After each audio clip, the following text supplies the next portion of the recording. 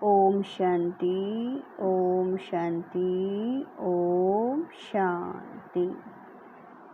14-10-23 प्रातः मुरली। ओम शांति। बाप दादा मधुबन। मीठे बच्चे आज्ञाकारी बनो। बाप की पहली आज्ञा है अपने को आत्मा समझ बाप को याद करो। प्रश्न है, आत्मा रूपी बर्तन अशुद्ध क्यों हुआ है? उसको शुद्ध बनाने का साधन क्या है? उत्तर है, वाहियात बातों को सुनते और सुनाते आत्मा रूपी बर्तन अशुद्ध बन गया है। इसको शुद्ध बनाने के लिए बाप का फरमान है, hear no evil, see no evil. एक बाप से सुनो, बाप को ही याद करो तो आत्मा रूपी बर्तन शुद्ध हो जाएगा। आत्मा और शरीर दोनों पावन बन जाएंगे। गीत है, जो पिया के साथ है आनंद की बरसात है। ओम शांति।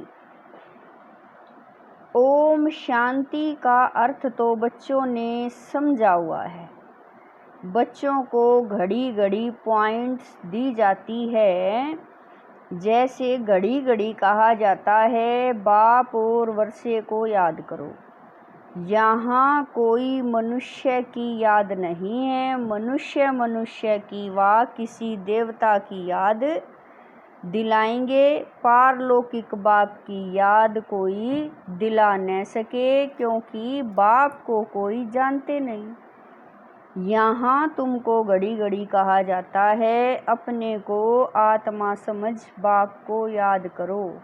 जैसे बाप को बच्चे होते हैं तो सब समझ सकते हैं यह बाप से वर्षा लेने आया है। फिर उनको बाप और वर्षा याद रहता है। यहाँ भी ऐसे है।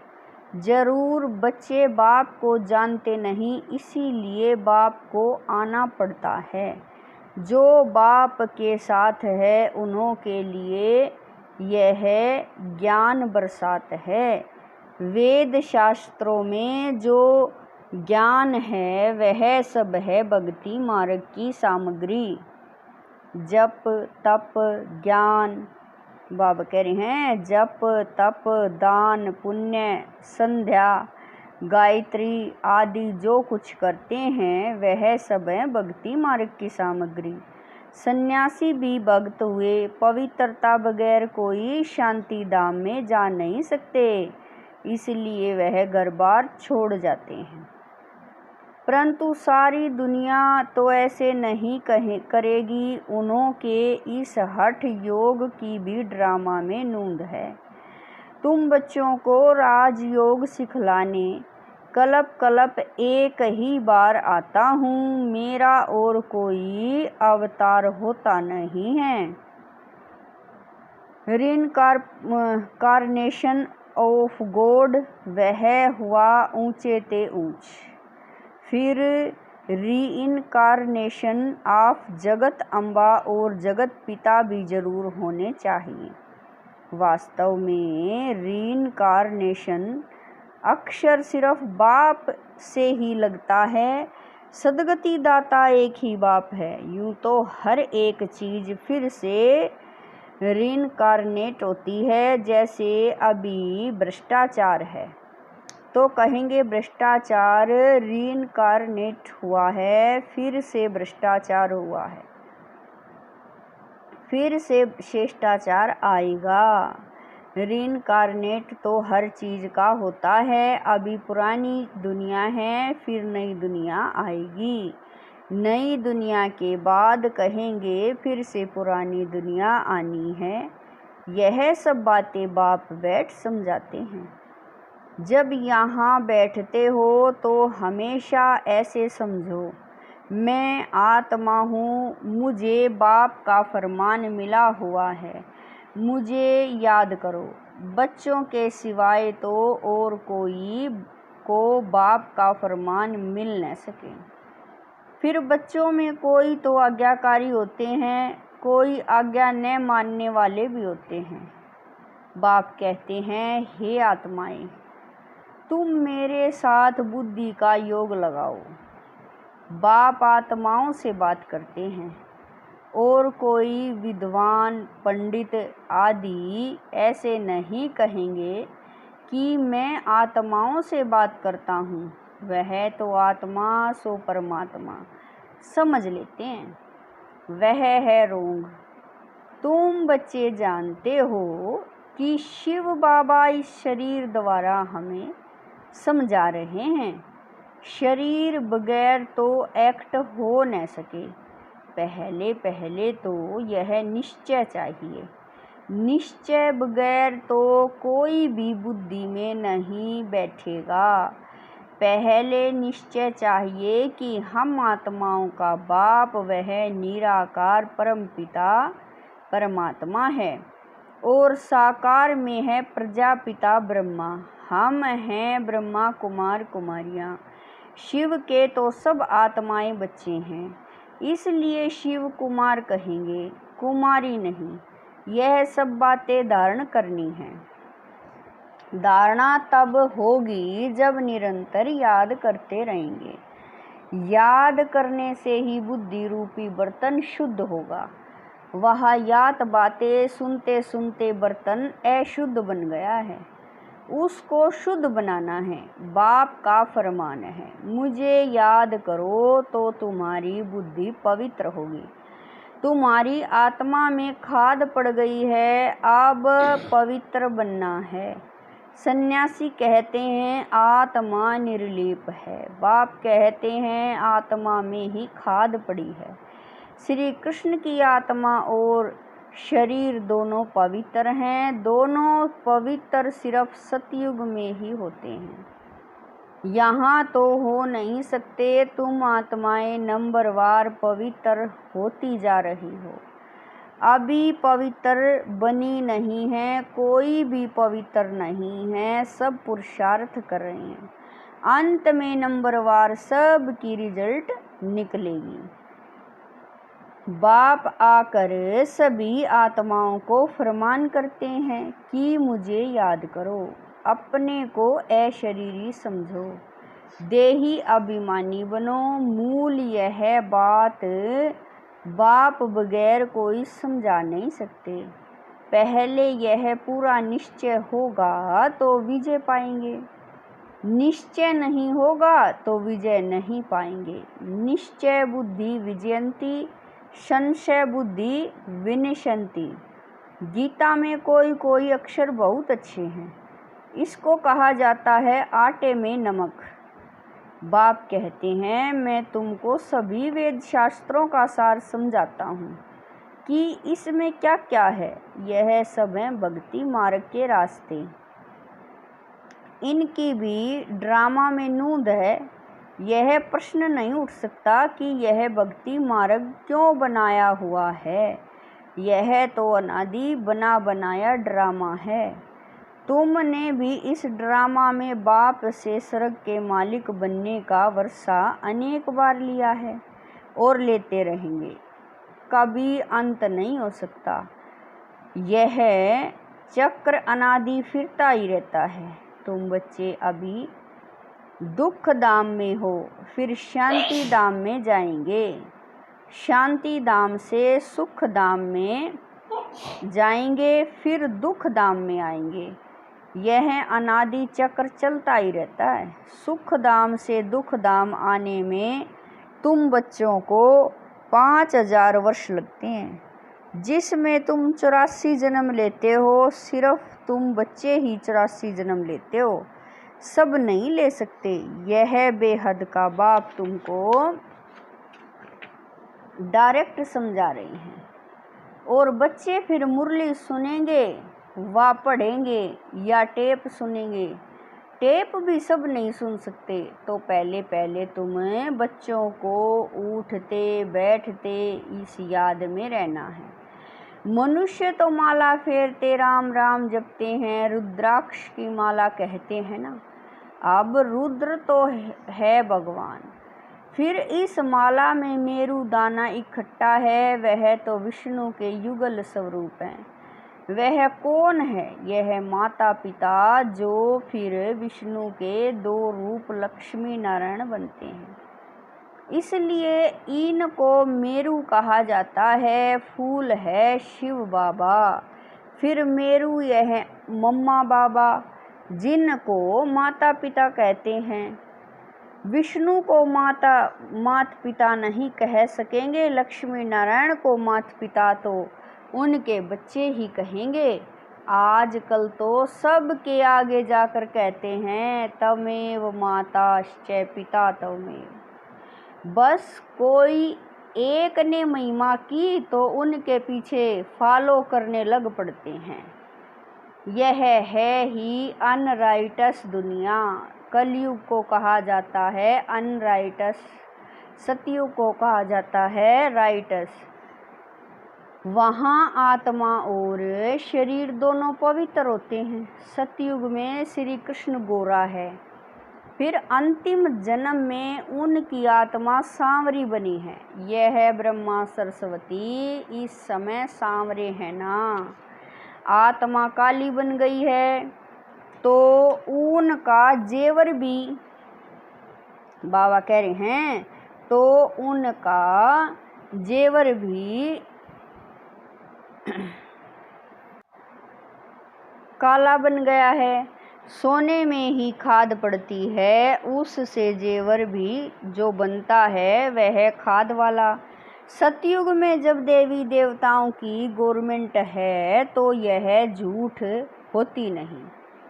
वहाँ तो सोने के महल बनते हैं। भारत सोने की चिड़िया था, अभी तो मुलम्मा है। ऐसे भारत को फिर से स्वर्ग बाप ही बना सकते हैं। बाप समझाते हैं, श्रीमत भगवान वाच है ना। श्री कृष्ण तो देवी गुणों वाला है, दो भुजा दो टांग वाला है। चित्रों में तो कहा बाब करें, चित्रों में तो कहा नारायण को, कहा लक्ष्मी को चार भुजाएं दी है। समझते कुछ भी नहीं। ओम अक्षर भी कहते हैं, ओम का अर्थ बताते हैं। ओम माना मैं गोड, जिधर देखता हूँ गोड ही गोड है, परंतु यह तो रोंग है। ओम माना अहम आत्मा, बाप भी कहते हैं अहम आत्मा, परंतु मैं सुप्रीम हूँ, इसीलिए मुझे परमात्मा कहा जाता है। मैं परम धाम में रहता हूँ, ऊंचे ते ऊंच भगवान, फिर सूक्ष्म वतन में ब्रह्मा विष्णु शंकर की आत्मा है। फिर नीचे आओ तो यह मनुष्य लोक है, वह दैवी लोक है, वह आत्माओं का लोक जिसको मूल वतन कहा जाता है। यह बातें समझने की हैं। तुम बच्चों को यह अविनाशी ज्ञान रत्नों का दान मिलता है, जिससे तुम भविष्य में माला माल डबल सिरताज बनते हो। देखो श्री कृष्ण को दोनों ताज है ना, फिर वही बच्चा चंद्रवंशी में आता है तो दो कला कम हो जाती है। फिर वैश्य वंशी में आएंगे तो और चार कला कम हो जाएगी। फिर लाइट का ताज उड़ जाएगा, बाकी रतन जड़ित ताज रहेगा। फिर जो अच्छा दान पुण्य करते हैं उनको एक जन्म के लिए अच्छी राजाई मिलती है। फिर दूसरे जन्म में भी अच्छा दान पुण्य किया तो फिर भी राजाई मिल सकती है। यहाँ तो तुम 21 जन्मों के लिए राजाई पा सकते हो। मेहनत करनी पड़ती है तो बाप अपना परिचय देते हैं, कहते हैं आई एम सुप्रीम सोल, इसलिए उनको परम पिता परमात्मा अर्थात परमात्मा कहा जाता है। तुम बच्चे उस सुप्रीम को याद करते हो। तुम हो शालिग्राम, वह है शिव। शिव का बड़ा लिंग और शालिग्राम मिट्टी के बनाते हैं। यह कौन सी आत्माओं का यादगार बनाते हैं, यह भी कोई नहीं जानते। तुम शिव बाबा के बच्चे भारत को स्वर्ग बनाते हो, इसीलिए तुम्हारी पूजा होती है। फिर तुम देवता बनते हो, तब भी तुम्हारी पूजा होती है। शिव बाबा के साथ तुम इतनी सर्विस करते हो, इसीलिए शालिग्रामों की भी पूजा होती है, जो उत्तम से उत्तम कर्तव्य करते हैं, उन्हों की पूजा होती है। और कलयुग में जो अच्छा काम करते हैं, उन्हों का यादगार बनाते हैं। कलप कलप बाप तुम बच्चों को सारे सृष्टि का राज समझाते हैं, अर्थात तुमको सौदर्शन चक्रधारी बनाते हैं। सौदर्शन चक्र विष्णु को नहीं हो सकता, वह तो देवता बन गया। यह ज्ञान सारा तुमको है। फिर लक्ष्मी नारायण बनेंगे तो यह ज्ञान नहीं रहेगा, वहाँ तो सब सदगति में है। तुम बच्चे यह ज्ञान अभी ही सुनते हो, फिर राजाई पा लेते हो, स्वर्ग की स्थापना हो गई, फिर ज्ञान की दरकरार ही नहीं।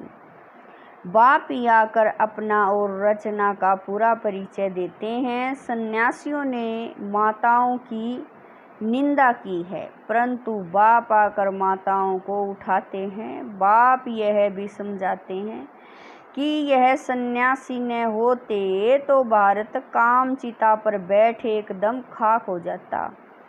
जब देवी देवता वाम मार्ग में गिरते हैं तो उस समय अर्थ एक बड़ी जोर की होती है, फिर सब नीचे चला जाता है और खंड आदि तो होते नहीं, भारत ही होता है। इस्लामी आदि जो पीछे आते हैं तो फिर वह सतयुग की चीज़ें यहाँ रहती नहीं। तुम जो सोमनाथ का मंदिर देखते हो, वह कोई वैकुंठ का नहीं है, यह तो भक्ति मार्ग में बना है, जिसको मोहम्मद गजनवी आदि ने लूटा। बाकी देवताओं के महल आदि सब अर्थ एक में गायब हो जाते हैं।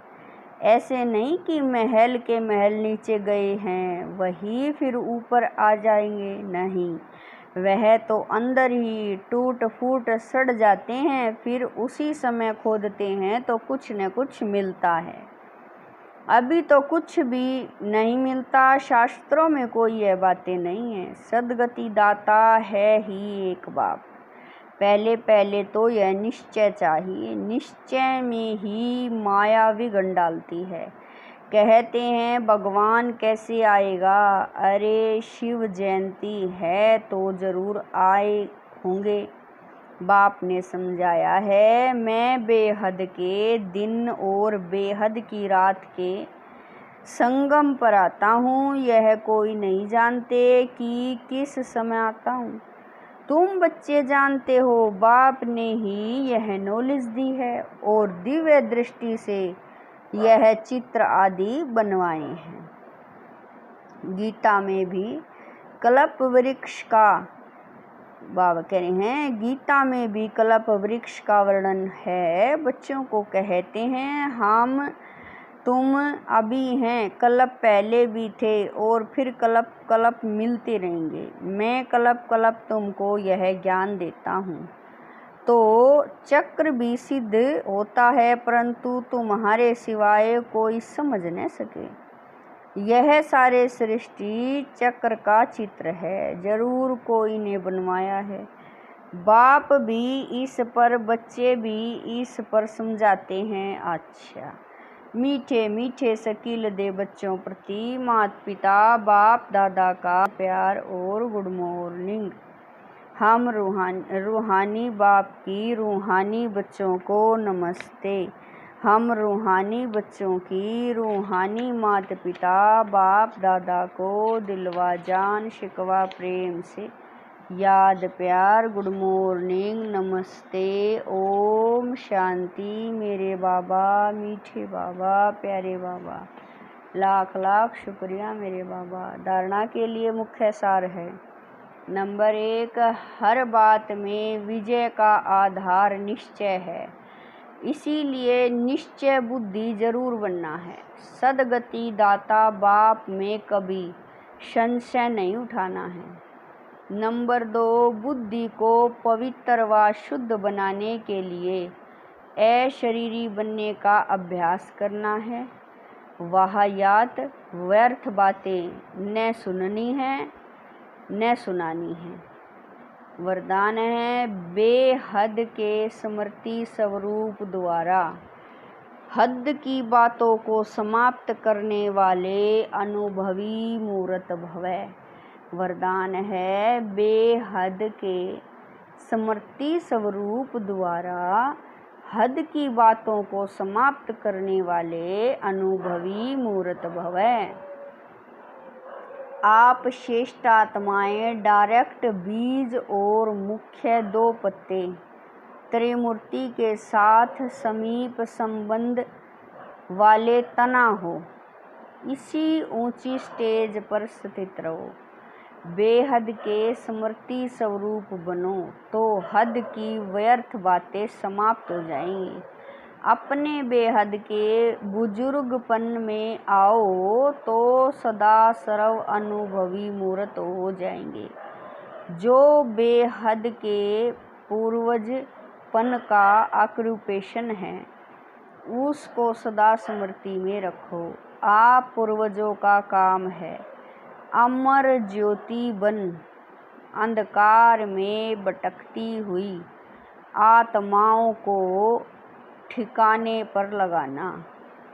स्लोगन है किसी भी बात में मूंझने के बजाय मौज का अनुभव करना ही मस्त योगी बनना है। स्लोगन है किसी भी बात में मूंझने के बजाय मौज का अनुभव करना ही मस्त योगी बनना है। ओम शांति।